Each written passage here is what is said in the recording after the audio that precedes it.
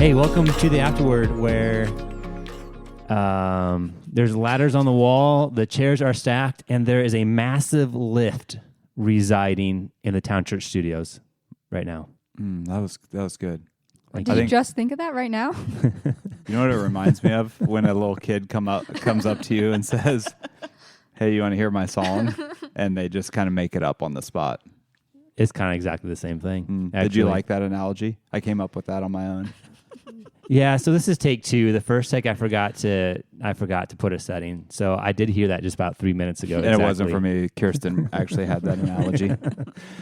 This is the Afterword. I'm joined by Vince Black. I'm Eric, joined by Kirsten Black and Bethany Horiuchi.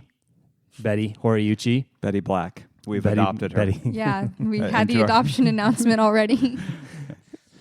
Surprise. The goal of this podcast is to look at the text, explore the text and more that was just preached, as well as how do we see God's glory in this text. So to get us going, though, I have a question I want all of you to answer. And now you've had some time to think about it since this is take 2. Here's the question. I'm changing my answer. Kirsten hates this question. She's shaking her head at me. Here's the question. If you were a teacher, so professional career, this is what you're doing, what grade level would you want to teach? Pre-K, elementary, middle school, or high school, and why? I mean, when we shared a few weeks ago on our college stories, I think I shared that I started in elementary education and tapped out my senior year because I realized I didn't like kids. So I don't feel like this is a good question for me. So none is your answer. I do like my own kids, and I like most of my kids' friends. You hear horror stories about having teenagers, and I love having teenagers. I love it. They're so much fun, and you can engage with them. And so I think I'd probably choose high school if I could only teach my kids and their friends. Okay. We are going to start having a question on who is the best dodger of Eric's questions. That's an art, I think, a little bit. All of you have done it. All of you have done it. I believe you have too. You've dodged your own questions. I'm decent at dodging. Yes. I feel like I answer your questions. All right, so what about this one, Betty? If you'll remember. From what you said earlier, take 1. Like a month ago, I was working in a secondary school. I had actually interviewed for a job in a preschool, and I thought that sounded like the worst thing I could possibly do. So I decided to work in a secondary school. I like high school and middle schoolers, so I thought that would be fun. It was okay. I would still probably choose high school and middle schoolers over kids. And I wanted to, for a while, to be a high school anatomy teacher. High school anatomy. Okay. Yeah, because I didn't want to go to get a master's and do college. So high school. And she would focus a lot on the eyeball. Yes, we learned only last the eyeball. week she knows a lot about the eyeball. So she'd be the anatomy of the eyeball high school teacher. We do a whole class on that just the every eyeball. week, just one different part. All right, so we have 2 votes kind of for high school. What about you, Vince? Hey, and no offense, by the way, to our preschool listeners. Yeah, I just want to make sure. Yeah, I just want to make sure that our preschool listeners out there aren't offended by Betty's. Don't give me any angry emails. You're great. Yeah, preschoolers don't email. I don't want angry texts from our preschoolers. Yeah. What about you, Vince? Well, mine goes to. I can just tell by your face it's going to be brilliant. Well, no, I've been thinking about this. Eric told me about this earlier today. I've been thinking about it. My mind go if I could be a teacher like Keating on Dead Poet Society, that's what I'd want to be, a high school teacher like that. I thought he was a great teacher. He was, but his students reacted well, too. And there's no guarantee that you're going to get a reaction like that. Okay, so now we're putting disclaimers on the question. Well. You're playing out the Mr. scenario. He's dodging the question for you, is what I hear. So, yeah, that's fine. There's no guarantee I'm going to stand on my desk for you. Now I've got 30 students. Could you describe each of them? Can you? And then I'll tell you what my teaching would be like. Yeah. Your question was... Okay, so you are saying I'm going to... High school. As old as you can. Yeah. Here's the downside of high school, though. A lot of those kids don't want to be there anymore. And in elementary school, they still like their teachers. They still want to please their teachers, and they enjoy being there. So that trade-off for all of you is okay. Yes. It was kind of rough in the school. I didn't like being in the high school classes that much because they didn't want to be there. I liked the 6th grade class the best. Oh. Middle school can be rough. Really? But the sixth graders are still in You that are a in between where they weird still person. like Yeah. their teachers in school and they're Yeah. not like in middle school yet, really. But I don't know. I also think the middle schoolers are just fun in general. In the youth group, I feel like I bond with the middle schooler as well. Betty has just reached sainthood. Yeah, we're Yeah, so glad you're on You staff, are a buddy. saint. What about you, Eric? Oh, he's going to dodge his question. Anyway, let's Yeah, move on. How can I dodge this one? Probably high school for the same reasons, a different level of conversation. Even if half the class doesn't want to be there, I can probably handle that more than elementary students, probably. When Vince was in high school, he had a teacher that any kids that fell asleep in class, his teacher had a collar, like a priest collar. And he would, if a kid fell asleep, he would put on his priest collar and go over and baptize the kid every time. Couldn't do that. That's actually really funny. Couldn't do that these days. No, couldn't do that these days. His hall pass was also a bowling ball with a chain and a shackle on it that you had to put around your wrist and walk down the hall dragging the bowling ball to the bathroom. This teacher is sharing these stories with all his friends, right? Afterwards. Okay, Vince, give us a recap from the text yesterday. Let's see. Where were we? What book are we in? Matthew, chapter 6, 25 through 34. We are looking at the very end of Jesus' teaching in Matthew 6, obviously, where he, therefore, is how the passage begins. So he's tying it back to what you talked through last week, Eric, about storing up treasures in heaven and what are the things we treasure and how do we hold that up. He ends with, no one can serve two masters. So therefore, I tell you, do not be anxious about your life. And he goes on to give some examples, some arguments about what that looks like. Birds of the air and flowers of the field, how they have no worries. And therefore we are also called then not to be anxious because our God cares more for us. So there's this argument from lesser to greater. If God cares for the birds and also the flowers, how much more does he care for us? And 3 therefore. So he's building this argument over and over. Therefore, do not be anxious. Therefore, do not be anxious. That's the passage. The end. The end. Yeah. Isn't it interesting that all the examples that Jesus uses here are basic human needs? Yep. It isn't like, hey, here's some frivolous, luxurious items. Now don't be anxious about that. But it's food and clothing, right? Where we eat, where we drink, and also clothing. Yep. And then the 3 commands, do not be anxious.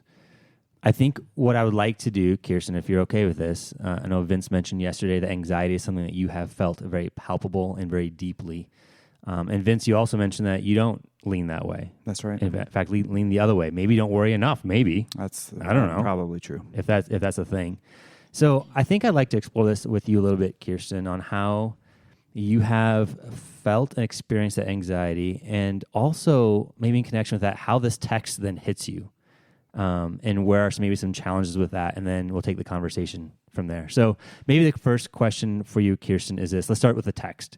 When you read a text like this or hear it preached, how does that hit you given the struggles that you have experienced?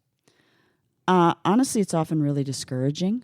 And I appreciated that Vince said yesterday, just to remind ourselves that God is a God of compassion that meets us in these places, because I think almost every teaching I've ever heard on anxiety comes from a logical place. It comes from a logical standpoint. And it's almost formulaic. If you do this and you do this, then you shouldn't have anxiety.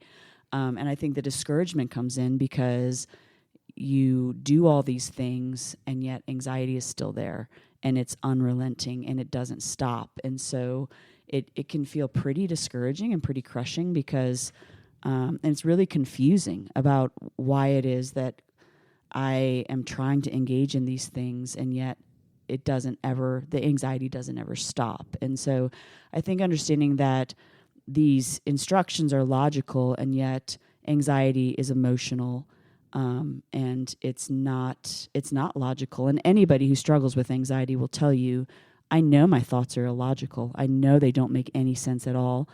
And yet knowing that they're illogical doesn't actually help because it's an emotional experience, it's feelings. And so often engaging with these texts can feel pretty discouraging and defeating because if it were a formula, it's a formula that doesn't work.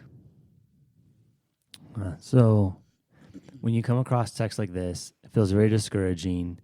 And it sounds like, do you have a sense of powerlessness about it then? Like, what am I supposed to do, sort of thing? For sure. Yeah. I would imagine that whether or not our listeners can identify specifically with anxiety, there's probably something else that might fit this bucket for them with feeling like I feel powerless. This is not a logical thing. It's an emotional thing. The commands are clear in Scripture to not do that thing, but I'm not sure what to do. Vince, I know you shared 8 things yesterday that you all have a family have put into practice to try to attack this in some ways. Kirsten, would you mind talking about that a little bit? Are there a couple that rise to the top that's been the most helpful for you, or is it more of a cumulative thing? Have those things been helpful over the past few years? Is there anything that rises to the top as you, I don't know, there's a better word than attack, I'm not sure what it is, as you attack the anxiety, realizing it's not just a logical, I'm just going to stop? I mean, I think the first thing for me is having to start approaching it not as an enemy to be attacked, but as maybe a companion that I have to learn to live with. Oh, okay. Because when you're constantly attacking it and constantly fighting against it, it's exhausting, and you live in this place of just ongoing defeat and ongoing discouragement because there's no victory. And so understanding that, okay, this is a piece of what God has given me. I don't know why. He's not chosen to remove it. And so now I need to learn what does it look like to live with this as a companion in my life and not fight against it, but how do I endure? And so so I think there's that, first of all, there's a mind just a shift of mind there of understanding that it's more of an endurance than an overcoming. So that's the first piece. I think in the seasons when it's really bad, talking with Vince about it, asking him to pray. And then for me, it's knowing that it always comes back and it always goes away. And so it's very cyclical. I don't know what the cycle is, but I know every time it cycles out, I don't really hope that was the last time. But every time it cycles in, I also know, okay, this will be here for a season. A season may be a few weeks, a season may be a few months, a season may be a year, but I know eventually it will cycle away. And so just living with that expectation. And I think also changing, learning to look at Scripture through a different lens. For me, verses like Philippians 4, present your requests to God, and the peace of God, which transcends all understanding, will guard your hearts and your minds. Like, that verse used to be so discouraging for me. It actually led me to doubt whether or not I was saved, because I thought, well, I'm trying to present my requests to God. I'm having zero victory. God's promised that I wouldn't have some sin that I couldn't overcome.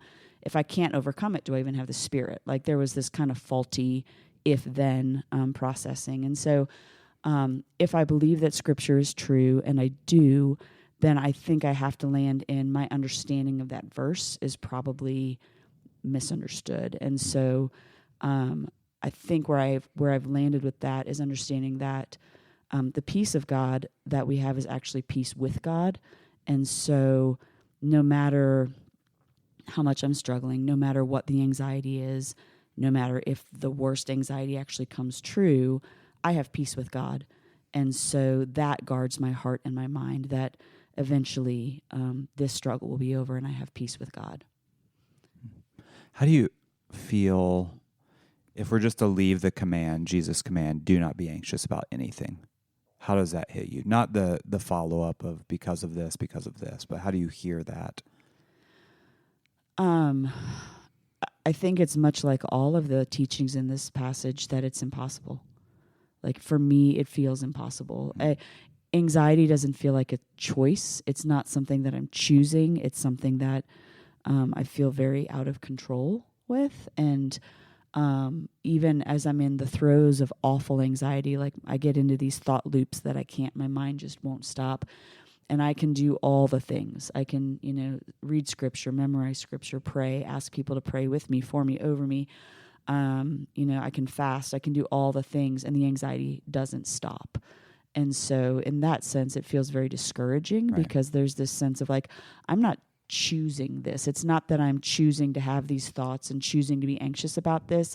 It's like my mind is out of control and I am not capable to stop it. And so in that sense, these things feel impossible. Yeah. So that's a category. I think there probably are other categories of people who, when reading "Do Not Be Anxious," there might be a wake up, and there are those times for you too. But where there is a choice of, oh, I've got my mind all wrapped up in this thing, and I'm choosing to labor over a thought of something that's causing anxiety in my life or anxious thoughts in my life. So I wanted to ask that question because I knew that was the answer, but just to hear from you, the command, do not be anxious, is not something that is easily applied because you don't feel like, correct me here, you don't feel like there's an application to that, like, oh, okay, yeah, so if I don't do this, then I can stop being anxious. So, okay, I got it.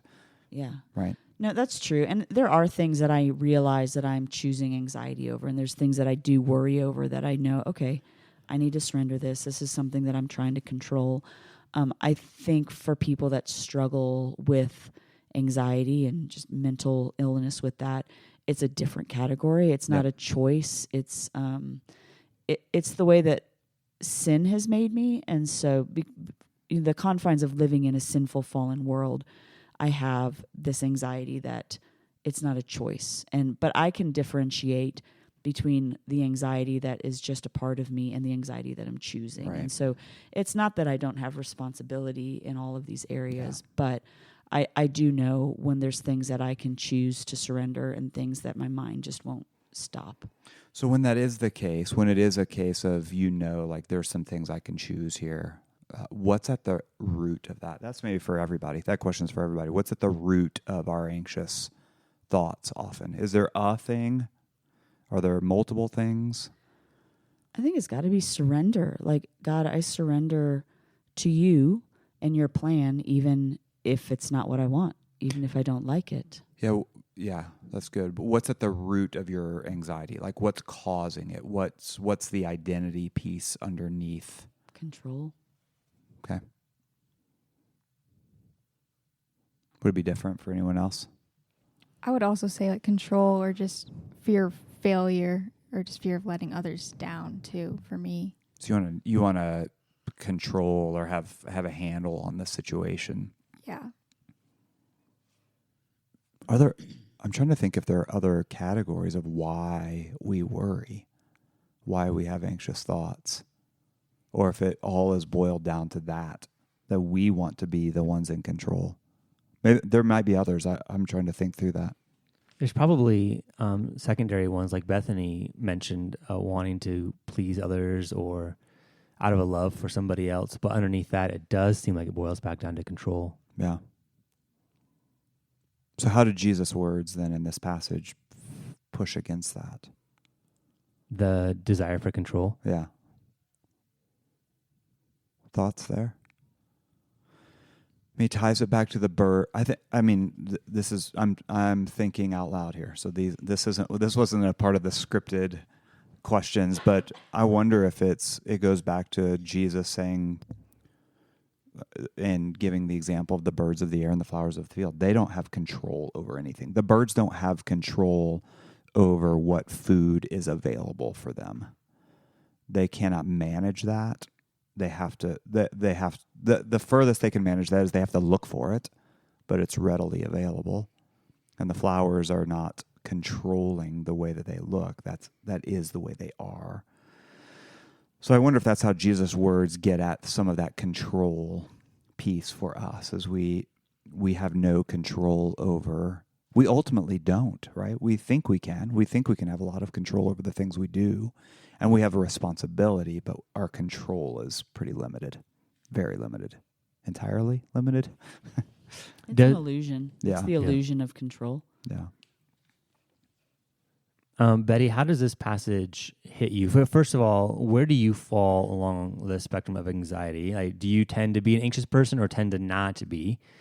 And secondly, I'd like to hear how this passage hits you. Yeah, I would say that I tend to be a more anxious person. I can think back in high school, especially when there were things going on in my life, like even tests or big events or projects, and I would be just sick worrying about those things and just often let my thoughts go directions that I don't even understand why they're going there. And even in my life now, can just think of specific instances currently that when I start thinking about it in one way, my thoughts are just spiraling in a lot of other directions. So I feel like I tend to worry a lot. So I think in thinking of this passage, even before yesterday, I would often struggle with it. Like, I don't know how to just not be anxious. Like, there's not, just kind of thinking of like logic. It doesn't seem like there's logic to really bring into that. But I think just kind of the breakdown to thinking down to the root of the issue, thinking of the Lord's compassion, thinking about him as our Father, that's helpful and comforting. But I think still it's hard. I mean, I was even talking to my mom about something yesterday and she was like, oh, just don't worry about it. I was like, I can't. I was like, I don't really. Thanks, Jesus.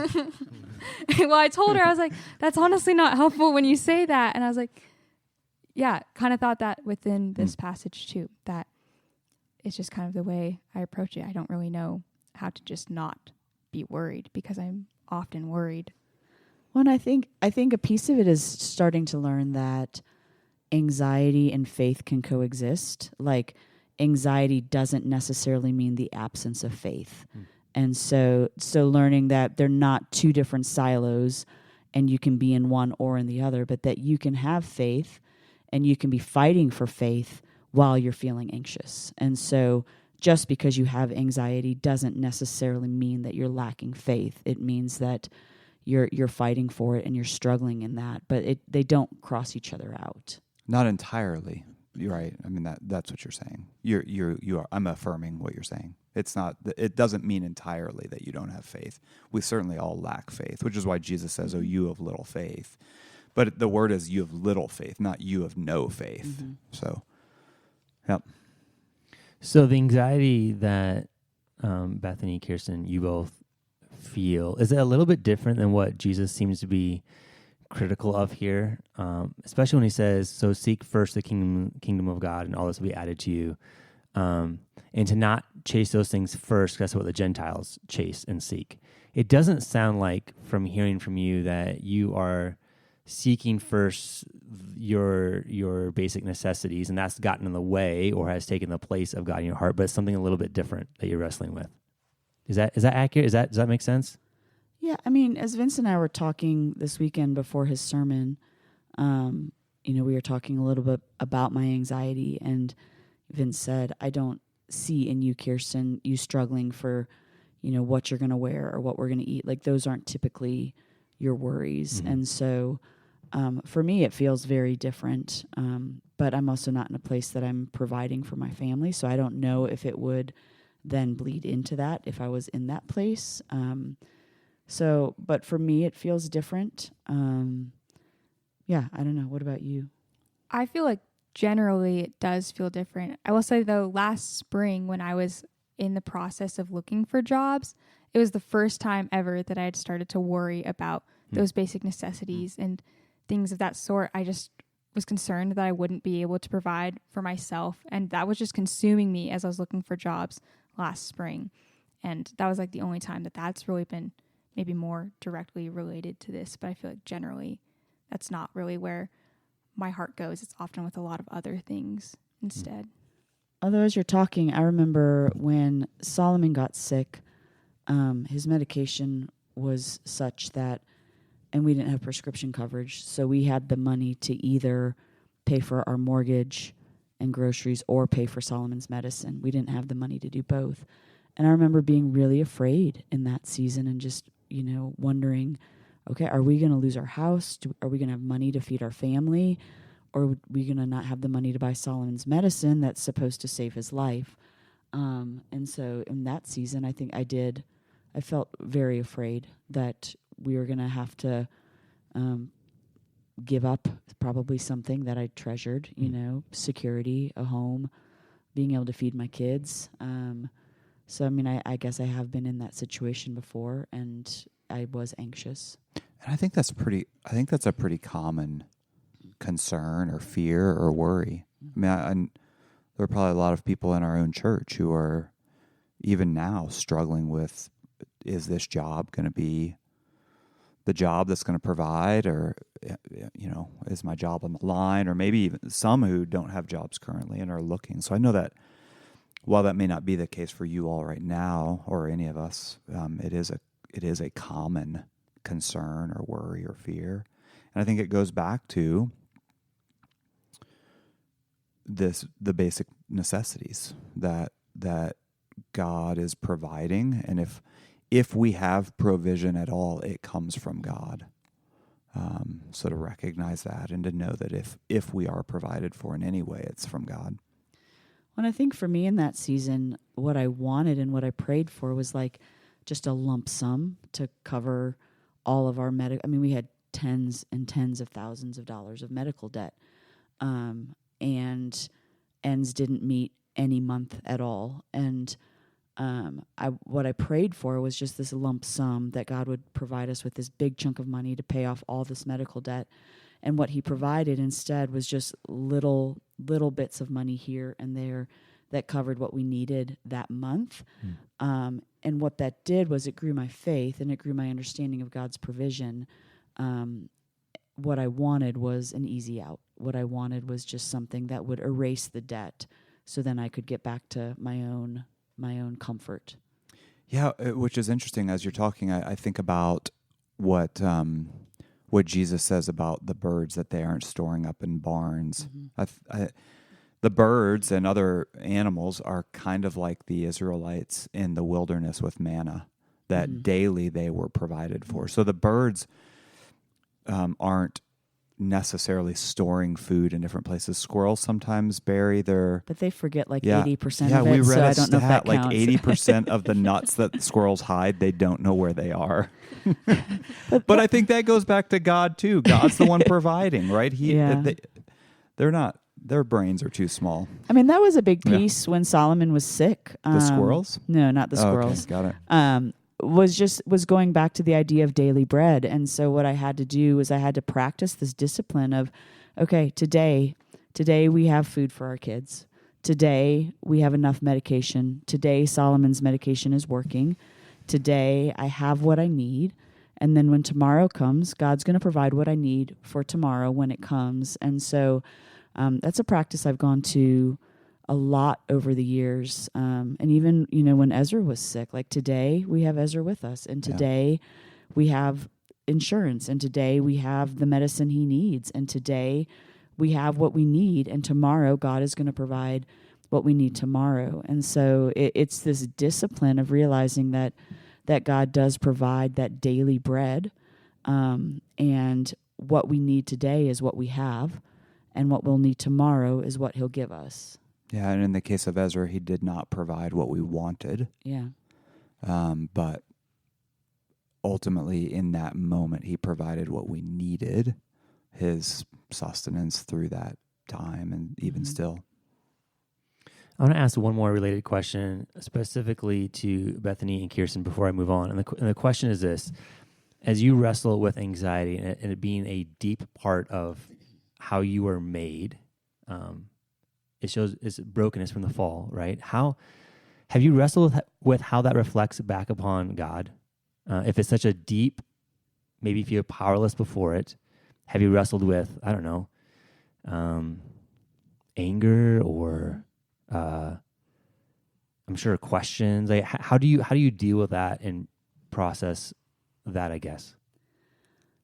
I mean, for me, I went through a lot of seasons of feeling really angry with God and very confused, like, God, you made me this way, and yet I know it's not pleasing to you. And I heard an interview with Sam Alberry several years ago, and he struggles with same-sex attraction. And the interviewer said, do you ever get angry that God made you this way? And Sam said, God didn't make me this way, sin made me this way. And that was a really helpful distinction for me in understanding that God didn't make me anxious. God made me who I am, and yet because I live and exist in a sinful world, sin and the fallenness of the world has brought my anxiety on. And so in that, it's helped me understand that it's not that God set me up for failure. And then reminding myself that God's with me in the midst of the anxiety. As Vince said yesterday, he's compassionate. And then also understanding that I think what I'm often looking for when I'm looking to God is I'm looking for problem removal. I'm looking for relief, and understanding that I think, knowing myself well enough, that if God were to remove my anxiety every time I asked, then what I would long for is always the problem removal and not more of God.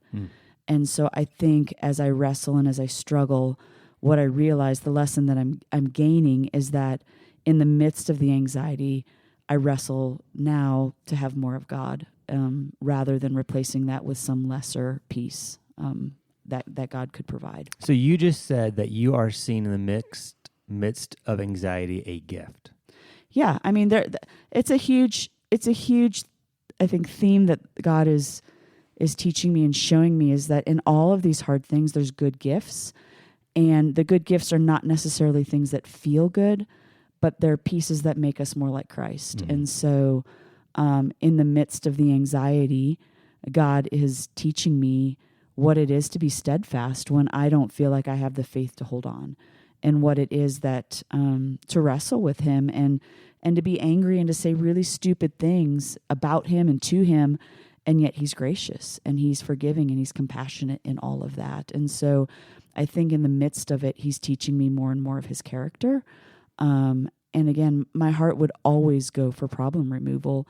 And so I would then make an idol out of always having the problem removed rather than continuing to wrestle with and wrestle for more of God. Yeah, I think that's a beautiful perspective. And I think usually what in hard situations, that's like somebody would say is on the outside looking in, Mm-hmm. right? But rather you're on the inside experiencing that on a regular basis and able to see that. Even that is God's grace. Well, yeah, and I mean, and that's 30 years of wrestling. I mean, it's not, it's taken a long time to get to that point. But, I had a time probably 10 or 12 years ago that I'd gone through a particularly awful season of anxiety and just panic attacks. And I remember being really angry and adamant with God and just saying, God, this is destroying me. Like, this is completely destroying me. And I feel like I don't know if I've ever known you to meet me in the midst of it. I feel forgotten. I feel unseen. And I feel like you don't care. And I need you to show me that this is not destroying me, but that you're going to use it. Like, you're going to use it. And there's something good that's going to come out of this, because right now all I see is death. Like, that's the only thing it feels like. And I felt like in that wrestling, that was a real turning point for me, in part because I feel like one thing I felt like the Spirit nudged me in was, you have to be open with it. You have to be willing to share it. You have to be willing to let people in to your struggle in order for me to use it. So that was a turning point. And then I think God's just been kind to show gifts that have come out of it, even if they're not gifts that I necessarily want. I remember the first time you shared openly, and it was in one of our townships probably 10 years ago, with a group of people. And I remember thinking, oh no, here, I don't know where this is going. But I remember after that, 2 or 3 women came up to you afterwards and said, hey, can we meet sometime? I resonate so much with what you just said. And so I think that's a gift that God has given you. Like, you have a spot in the lives of a lot of people who also struggle with this. And like I said this yesterday, that often people hold this in and don't talk about it because it feels like an extreme weakness. Mm-hmm. And because it feels like a weakness, we don't like to talk about our weaknesses, the things that we cannot do. We avoid them or hide them. And so being open about it actually invites others in to participate and join into that discussion, and even revealing some of their own weaknesses. So I think that's been a gift that I've seen over the years. Yeah, and growing up, I feel like my experience with Christians was that we all were trying to put on this front and show everybody that we didn't actually need a savior, that we had it all together, we had it all figured out, we didn't really need Jesus, we didn't really need each other because we didn't really struggle. And I'm like, that's just a false persona. You know, I think everybody struggles. Everybody struggles with something. And the more that we can normalize that and not celebrate it, but point it to Jesus and say, and Jesus has covered this, and Jesus is enough in this. And so even with anxiety, like reading this passage and feeling pretty discouraged by it and knowing like, Lord, I'm never going to accomplish this. I can't not be anxious. I'm wired in a way that it is an impossibility for me unless you change me. I know I will never do this. And yet also knowing that Jesus has covered this. And so celebrating the faithfulness of God in these really, really broken parts and inviting people into that, I think it normalizes the fact that we're all sinners and we need a savior. Yeah. Bethany, what about you? Can you relate to that about how your anxiety reflects back upon your God, or is your experience a little bit different? I feel like my experience is a little bit different. I think I recognize just the goodness of God in retrospect a lot, but I feel like, and specifically considering like the spring and summer, like in looking for jobs and then getting a job, I feel like just the weight that I was feeling, I tried to remove it, or I did look at it very like distinct from God, like separate totally, because I think I didn't want to acknowledge that I didn't think the Lord would provide for me, or I didn't think he would give me a job where I wanted to be. And so I think I just wrestled through those things kind of on my own and just tried not to even look toward the Lord in that, because I think I was just discouraged by what I knew the root of it was, if that makes sense. I wasn't sure how to articulate that well, but I think like looking back now, just see how gracious the Lord was in that to just teach me to depend on him in a way that I didn't even think I was at the time, or just see like how he's provided a different job. And even though I feel like some of the concerns financially could still be there, but I just have seen like a weight lifted off in that. And I don't know where it came from other than him, because I really struggled to desire to seek him in the midst of that. So Vince, what about you? You don't tend to lean toward really wrestling with anxiety. So how does this passage push on you? Yeah, I think mine, I've talked to Kirsten about this a lot. I want this to be very clearly communicated. I don't think, and she pushes back on me some, I don't think I'm not anxious because I'm some super spiritual, faithful person necessarily. It's not because I have some great measure of faith. Maybe Kirsten pushes on that and says, I don't know, maybe God has gifted you with faith in that way. I don't know what it is. I just have not had moments like that. So this passage for me, my anxious thoughts are very fleeting. So it's and I can logically talk them away. So I'm trying to think of an example. Here's a silly example, but it's a real one. It's recent. I have gotten into trail running recently, and ever since the guy was attacked by a mountain lion on the trail, 5 years ago or so, I have that constant thought in my head when I go out to run a trail, and it is a worry. It's an anxiety for me. But I then will say, but it's in the middle of the afternoon. They aren't out here, and I can rationally just talk away, and then it's gone. So I think this passage for me is one of those things where instead of thinking logically, how do I logically talk this away? It's how do I prayerfully invite God into this place and see his hand of protection and see his hand of oversight in all of this. Instead of Vince is going to logically be able to talk this away, it's more of where's God's hand in this and seeing it, if that makes sense. Does that make sense? Yeah, I think so. But mountain lions are a real threat. They are. I mean, it's not outside the realm of possibility. I can't outrun one. Yeah, have you tried? I don't want to. Yeah, I'm probably somewhere in between, Vince, where you lean and where Kirsten leans, somewhere in between.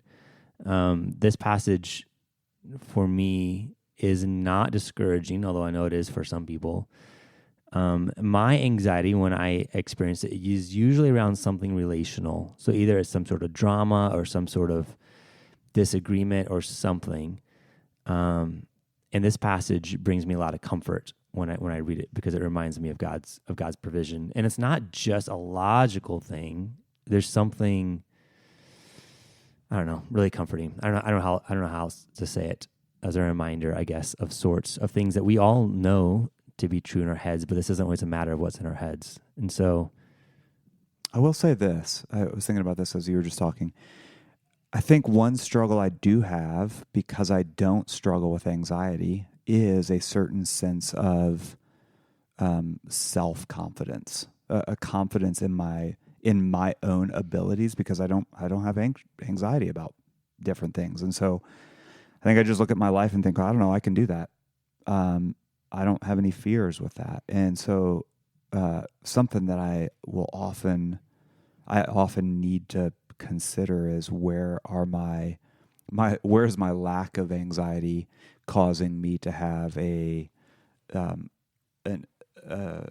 increase of self-confidence, inappropriate self-confidence. Yeah. So I'm having to battle that. Vince, we don't have a whole lot of time yet, but I want to ask this question of you in particular. You shared a little bit about this yesterday, but I want to ask you a couple more questions. In caring for Kirsten, who interacts with these things very differently than you do, could you share some ways that you found to be helpful in your care for somebody who really wrestles with anxiety? I'm trying to put myself in your place, and I would imagine there's many challenges because you don't feel what Kirsten feels, you don't think that same way. So it's a pretty broad question, but Sure. Could you share a couple things about how you found it to be helpful to care for somebody who wrestles with this? Maybe more helpful to ask her how it hasn't been helpful. Yeah, maybe we should do that. I can say what has been. I mean, I think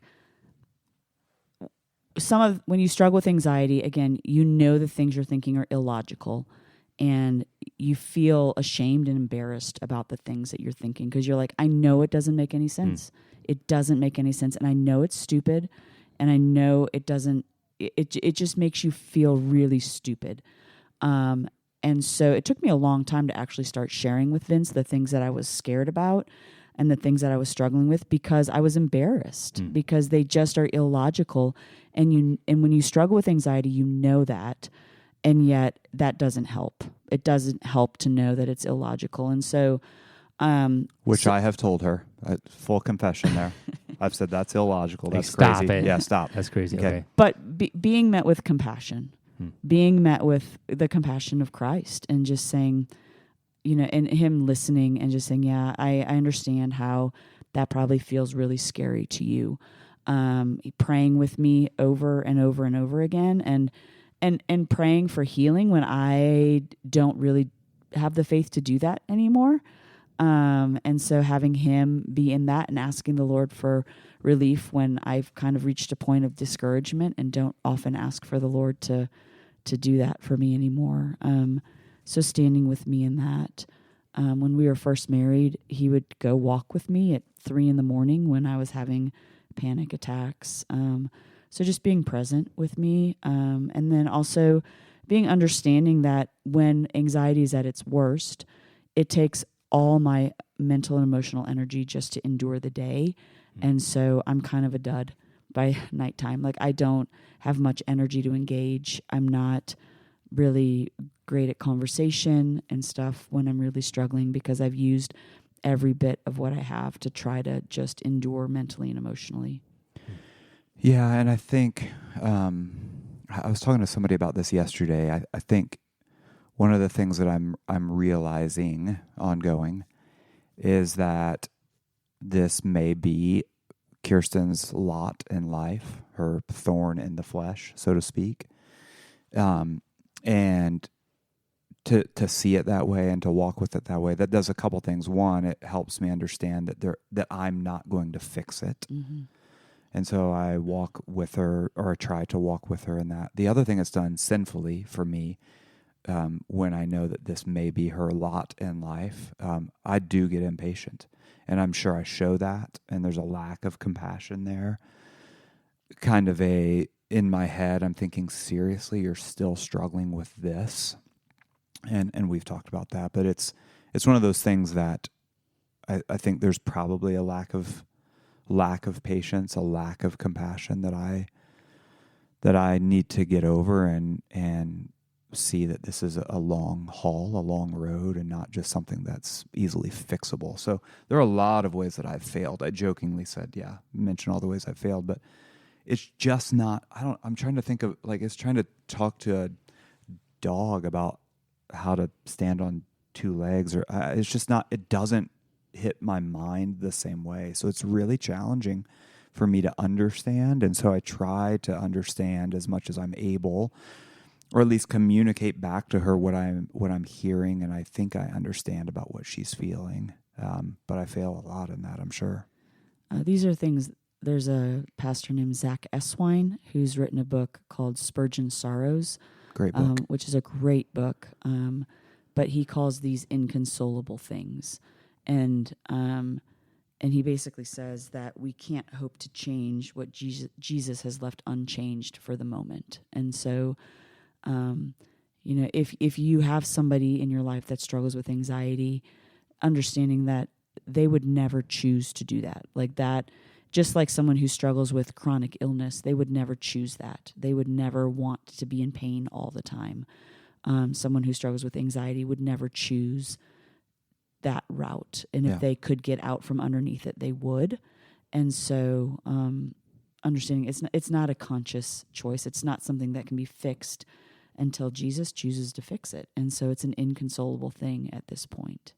Yeah, there's a couple books that could be helpful. That's one of them, Spurgeon's Sorrows. He walks through the life of Spurgeon, who struggled with anxiety, and that led to depression. So he walks through that, and it's coming from a perspective of this is how you can walk with someone who is experiencing that. So it's a really good book. We used to have it in the library. I don't know if we have it anymore. Well, and the author, Zach, also struggles with anxiety and depression, so he's writing as one who understands. So it's a super helpful book. Yeah, so that's a good one. Another book that comes to mind is called Running Scared by Edward Welch, and that comes at it from a more psychological counseling kind of perspective. He's a Christian. But I remember Kirsten, we read that together, and I remember Kirsten weeping as we read it because she said, this guy gets it. Like, he understands exactly what I'm going through. So those are a couple of resources that come to mind right away. So if you are caring for somebody who struggles with anxiety, it sounds like grace is a huge piece. Mm-hmm. If you don't understand, but lots of grace there. Listen. Even if you don't understand the logic of it all, and believe them, right? I understand this is what you're feeling, though I don't feel it. I understand this is what you're feeling. And pray. Just keep praying. Yeah. And I think this pushes against everything we just said, but Kirsten, you would even agree with this. I think there is a time for a reproach. Mm-hmm. I mean, there is a time for that. It's not that you should never call to account the idea that there may be sin involved. There is a moment for that.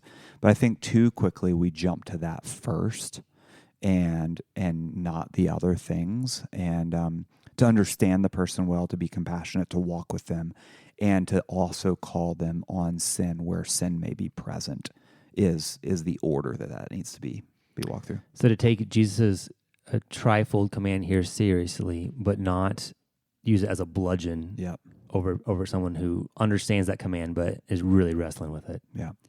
Yeah, I talked to someone yesterday. I thought it was a really helpful comment. They said, I can trust Jesus for my eternity, but I can't trust him for my day-to-day.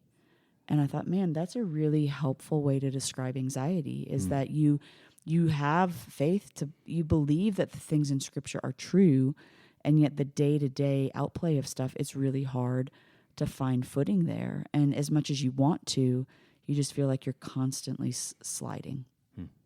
Yeah. All right. Here is our last question of the morning, afternoon, What time is it?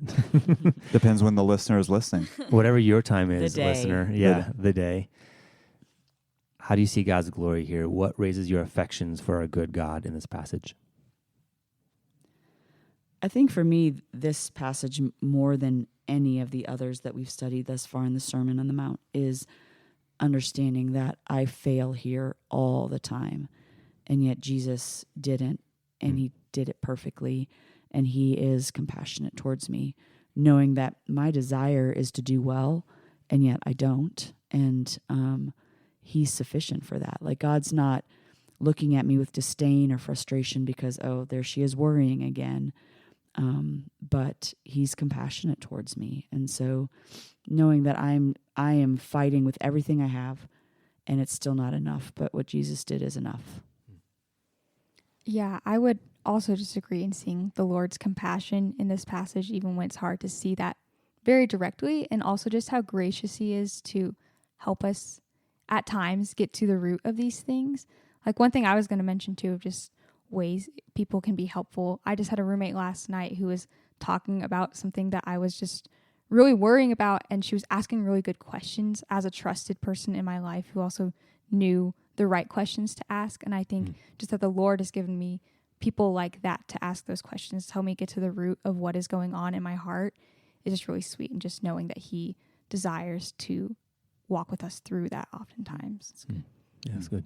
I think for me that this may sound simple, but to know that God has created us in his image as his most valuable piece of creation, and that he gives us visuals of other things that he provides for and cares for, and it's very tangible, visibly right in front of us, that he cares for, and still he cares for us more. So because of Josh, in some ways I've gotten in. I love watching birds and try to get as many to our backyard as possible, but I can't seem to get any. But I love watching them and seeing what they're about, and these flowers I talked about yesterday that we've planted in our garden. Just seeing we have literally done nothing for them, and seeing them grow, and to know that God cares more for us than those things that I can see right in front of me that he's clearly caring for, I think is a beautiful thing. Yeah, mine is probably obvious. Is God's provision. God is our great provider. Him, like you said, Vince, caring more about these things than I possibly could. This whole argument from lesser to greater, if he can take care of these things, he can take care of whatever other things that I'm worrying about. Helps me to loosen my grip on things a bit. Raises my affections for our good God. I think it's fascinating. As the last little thought, I think it's fascinating that depending on where you are, if anxiety, you wrestle with that or not, this passage hits you differently, and how you see God's goodness in the passage is different all the way through. Like we talked about this in our small group, and there's some people that are highly encouraged by this passage, and others that were challenged and discouraged by the exact same passage. And yet, I mean, this is God's word; it's alive, right? And the Spirit applies it to us, knows where we're at. That's good. All right. Thanks for listening to the AfterWord. We will next week. Wait. Yeah. Well, let's do it again next week. I won't be here next week, I don't think. Well, let's do it. We should do it again next week. We'll do it again. I'll put it on my calendar now. Sounds good. Have a great week. Yeah,